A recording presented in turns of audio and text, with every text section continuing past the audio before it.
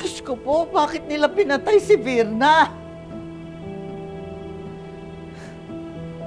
Kahit ako nga din lang, hindi ako makapaniwala sa nangyari. Sasamahan po dapat namin siya papunta sa pulis para magbigay ng statement tungkol sa pagkamatay ni tatay. Pero huli na.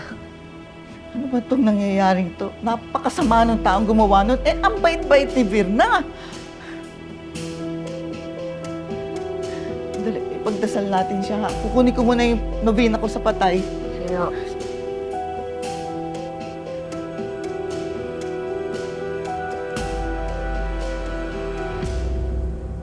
Mira, hindi mo na dapat pinento sa lola mo ang tungkol kay Virna. Bakit naman hindi, Magnolia? May koneksyon ang pagkamatay ni tatay sa i-report ni Aling Virna. Manugang lang ni Lola si tatay. Pero pinuring niyang anak. Kaya may karapatan siya na malaman ang mga nangyayari.